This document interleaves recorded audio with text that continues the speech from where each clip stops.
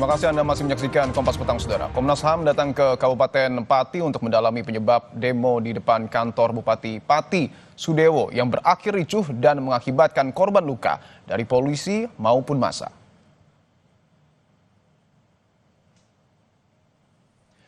Koordinator Subkomisi Penegakan HAM dan Komisioner Mediasi Komnas HAM, Pramono Ubaid Tantowi, menjelaskan pihaknya melakukan klarifikasi kepada Kepolisian Resor Kota Pati terkait langkah-langkah pengamanan yang dilakukan oleh aparat keamanan atas aksi unjuk rasa itu. Komnas HAM juga sudah menerima laporan dari Aliansi Masyarakat Pati Bersatu. Pramono Ubaid menuturkan mereka harus mendengar dari kedua pihak, yakni pendemo dan polisi, sehingga berimbang. Kita coba mendapatkan informasi berapa kekuatan yang dikerahkan, ya, satuan apa saja yang dikerahkan, lalu kemudian apakah prosedur-prosedurnya dijalankan dengan benar atau tidak, apakah ada tindakan-tindakan kekerasan yang berlebihan seperti penyiksaan misalnya yang dilakukan itu ada atau tidak. Nah itu yang kita klarifikasi ke tadi para pejabat utama di Polresta Pati semua hadir lengkap. DPRD Pati maraton membahas hak angket terhadap Bupati Sudewo. DPRD yang mendapat masukan dari masyarakat soal kekecewaan terhadap sikap Bupati Sudewo telah mengantongi 12 poin yang akan diusulkan untuk dibawa ke dalam pansus hak angket. Salah satu yang disorot diantaranya soal pemecatan 200-an karyawan RSUD Suwondo Pati. Salah satunya terkait dengan pengangkatan direktur, yang kedua terkait dengan pemberhentian karyawan yang hampir 220 karyawan Rumah Sakit Suwondo. Terus terkait dengan pajak, biarpun itu dicabut, kami juga akan mendalami ke dalam terkait dengan pajak. Apa yang mendasari Pak Bupati bisa menaikkan seperti itu. Selain proses tata negara yang kini bergulir di DPRD, menyikapi reaksi masyarakat Pati atas kepemimpinan Bupati Sudewo, Partai Gerindra juga sudah memberi teguran keras.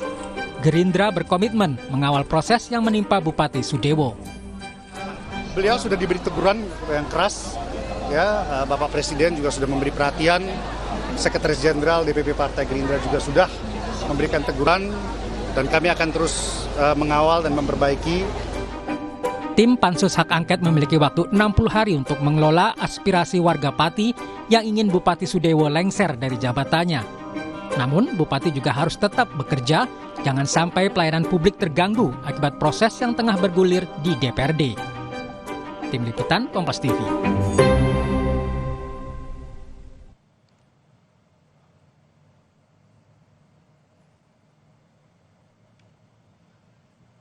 DPRD Kabupaten Pati sepakat membentuk pansus hak angket untuk pemakzulan Bupati Pati Sudewo. Apakah ini akan berjalan mulus? Kami akan membahasnya bersama ahli hukum tata negara Universitas Andalas, Bung Ferry Amsari, kemudian juga ada Nimerodi Gulo, Koordinator Hukum Aliansi Masyarakat Pati Bersatu, serta Teguh Bandang Waluyo, Ketua Pansus Hak Angket Pemakzulan Bupati Pati Sudewo. Bapak-bapak, selamat petang, bisa mendengar suara saya semuanya? Ya. Selamat petang. Baik, saya ingin ke Pak Teguh terlebih dahulu. Pak Teguh, sejauh ini apa yang sudah dilakukan oleh Pansus Hak Angket terkait dengan proses pemakzulan dari Bupati Pati Sudewo? Terima kasih. Yang pertama, kami sudah melakukan rapat internal dulu, dan kami mengundang para ahli untuk mengecek sejauh mana terkait dengan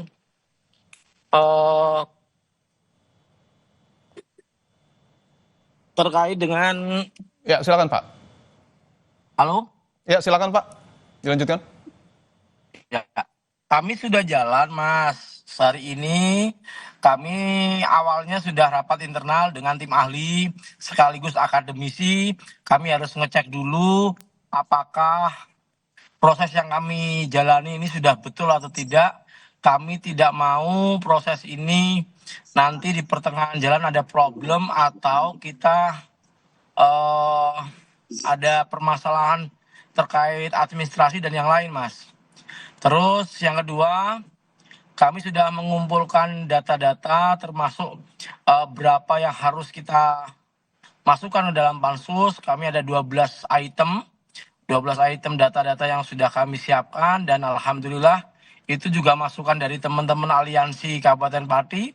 Ada 22 awalnya. Betul. Terus kita cek, kita rapatkan dengan tim ahli kami.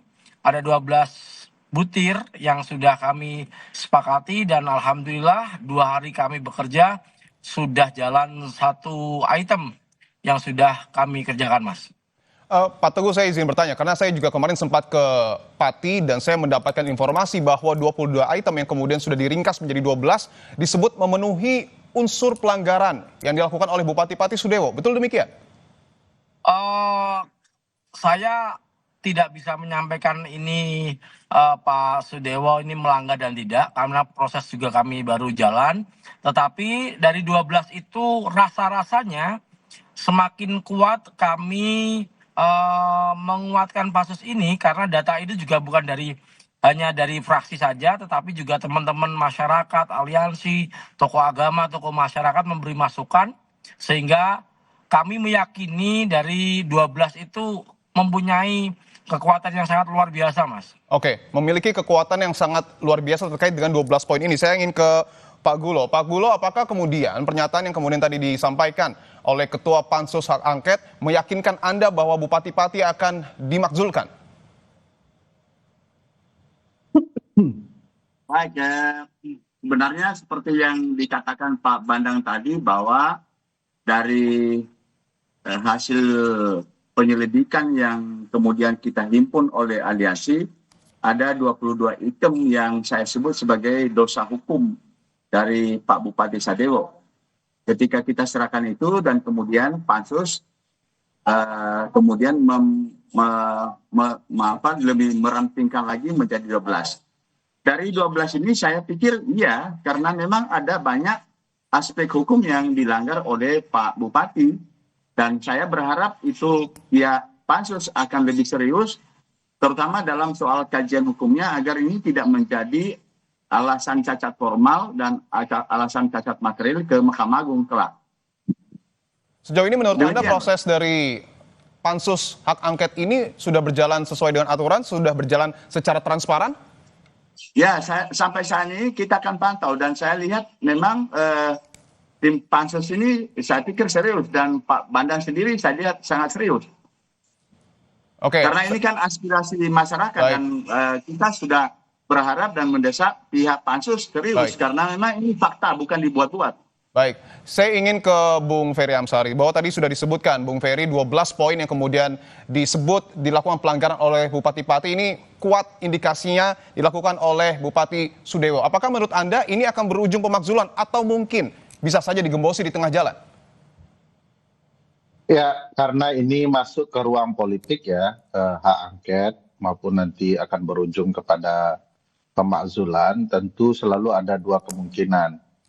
Namun kalau dilihat berdasarkan ketentuan ya, pasal 67 dan pasal 76 di dalam Undang-Undang Pemerintahan Daerah soal kewajiban dan larangan kepala daerah, pada dasarnya itu semua sudah bisa dilihat. Bahwa misalnya kewajiban dia harus menjaga tata tertib kehidupan masyarakat dengan kondisi upaya dia menyatakan bahwa kebijakannya 250% pajak akan dinaikkan, itu sudah meresahkan publik.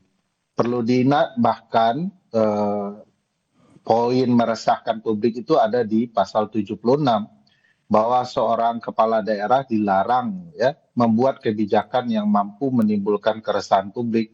Itu sudah jelas sekali, bahkan kita bisa lihat Pak Bupati menyatakan jangankan 5.000 orang, 50.000 orang saja dia siap menghadapi. Nah, ucapan tindakan dia yang menimbulkan keresahan itu sudah terang benerang ya memenuhi syarat untuk kemudian beliau diberhentikan.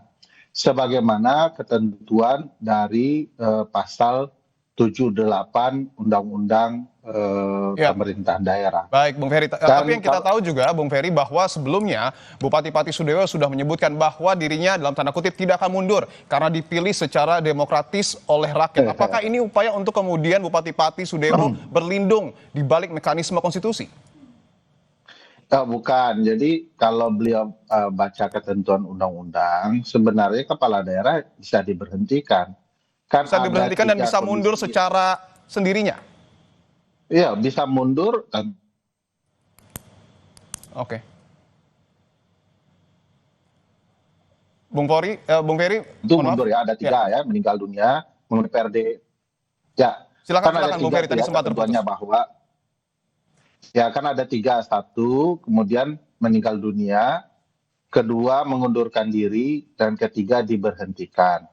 Nah, yang jalan di DPRD Pati adalah format diberhentikan melalui DPRD. Ada format lain melalui Menteri Dalam Negeri. Nah, kalau beliau bijaksana, kan diharapkan karena sudah meresahkan publik, beliau mengundurkan diri sebagaimana ketentuan Undang-Undang Pemerintahan Daerah. Tapi kalaupun kemudian menyatakan bahwa beliau tidak bisa diberhentikan, itu ya salah. Karena undang-undang sendiri mengatakan itu bisa. Bahkan diatur di dalam Undang-Undang MD3 ya, bahwa DPRD itu punya hak untuk kemudian memberhentikan kepala daerah atau bupati.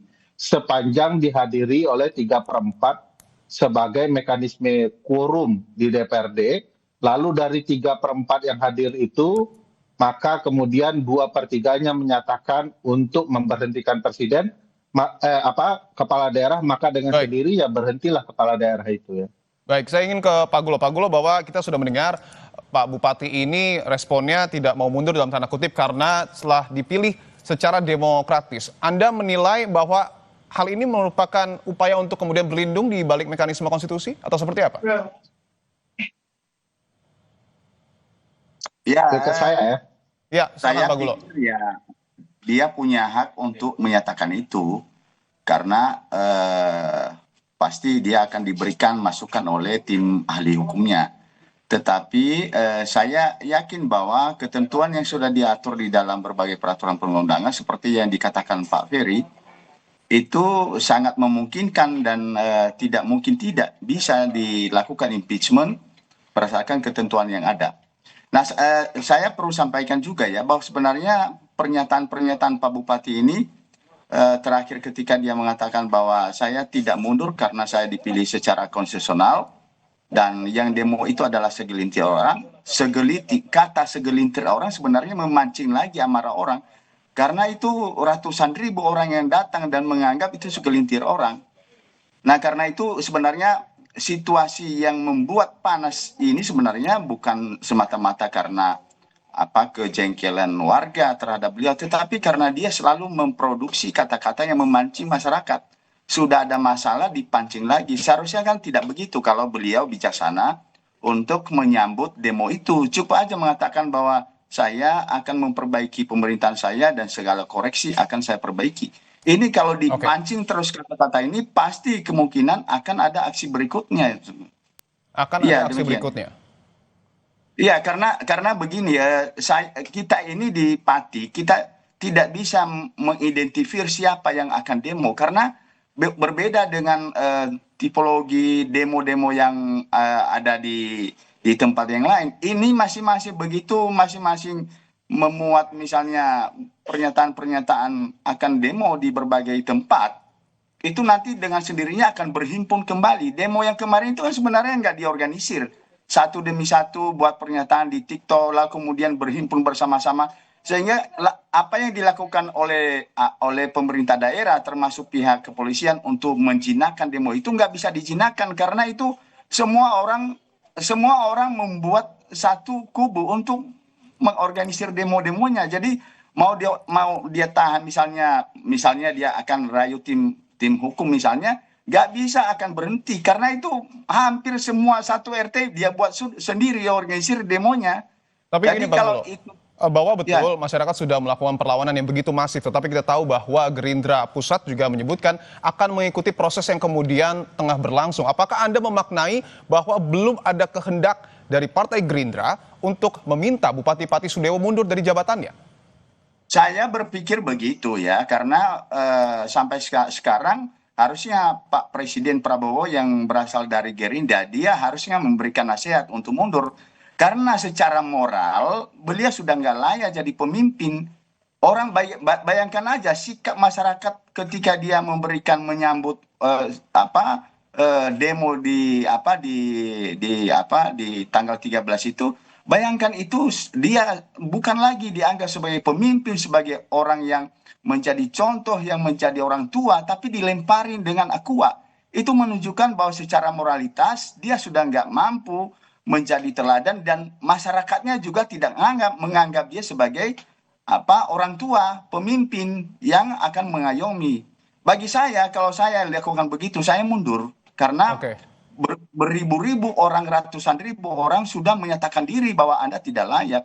Nah, itu terserah ya. Kita berharap Partai Gerindra sebagai pemegang tampuk pemimpin sekarang itu harusnya memberikan contoh kepada kita, bahwa pejabat-pejabat yang disodorkan ke kita kemarin itu dan kemudian terpilih harus mampu dia menghandle nilai-nilai moralitas, tidak harus berlindung di dalam konstitusi ya.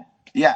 Baik, saya ingin ke Pak Badang. Saya ingin konfirmasi sebenarnya seperti apa suasana kebatinan di dalam pansus khususnya Partai Gerindra. Apakah menghendaki Pak Bupati mundur atau justru ingin mempertahankan? Pak Badang. Saya yakin masyarakat Pati dan pada khususnya sudah bisa menilai lah sikap Gerindra seperti apa. Tapi yakinlah bahwa 7 fraksi di DPR setuju hak angket, setuju melakukan pansus. Dan Gerindra juga mengusulkan catatan di mana itu ada catatan terkait dengan kondisi yang ada di masyarakat Pati. Beliau juga memberikan catatan terkait dengan data-data terkait yang dilakukan Pak Bupati yang kurang tepat di hati masyarakat Pati, Mas. Oke, tapi begini, apakah kemudian persetujuan terkait dengan hak angket ini berkorelasi juga dengan persetujuan untuk memakzulkan? Tapi ini akan kita bahas bersama dengan Bapak-Bapak. Usai jeda tetaplah bersama kami, saudara, di Kompas Petang.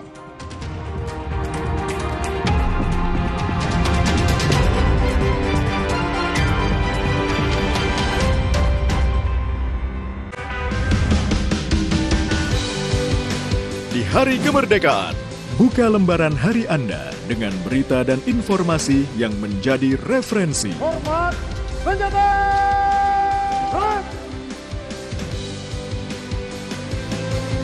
Kompas Pagi, spesial Hari Kemerdekaan Indonesia. Minggu 17 Agustus, pukul 4:30 pagi, live di Kompas TV. Umpan lambung apa umpan terobosan yang terbaik? Ridho! Segar-segar luwak white coffee. Luwak white coffee with sugar dulu. Wah. Luwak white